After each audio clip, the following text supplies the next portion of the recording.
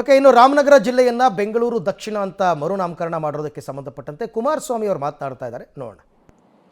ಉಪಮುಖ್ಯಮಂತ್ರಿಗಳು ಪರಸ್ಪರ ಚರ್ಚೆ ಮಾಡಿ ಸಮಾಲೋಚನೆ ಮಾಡಿ ನಂತರ ಟನಲ್ ರೋಡ್ ಬಗ್ಗೆ ಯಾವ ಥರ ಹೋಗಬೇಕು ಅನ್ನೋ ತೀರ್ಮಾನ ಇನ್ನೂ ಮಾಡಿಲ್ವಂತ ಮಾಡ್ತಾರಂತೆ. ಬೆಂಗಳೂರು ನಗರದಲ್ಲಿ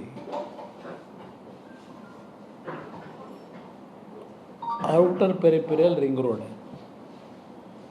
2005-6ರಿಂದ ನಡ್ಕೊಂಬಂಥದ್ದು. ನಾನು 2006-7 ಮುಖ್ಯಮಂತ್ರಿ ಇದ್ದಾಗ ಕೇಂದ್ರದಲ್ಲಿ UPA ಸರ್ಕಾರ ಇತ್ತು. ಬಾಲು ಅವರು ಸಾರಿಗೆ ಸಚಿವರಿದ್ದರು. ತಮಿಳುನಾಡಿನ ಹಿರಿಯ ಸದಸ್ಯರು ಟಿ ಆರ್ ಬಾಲು ಅವರ ಜೊತೆ ಚರ್ಚೆ ಮಾಡಿ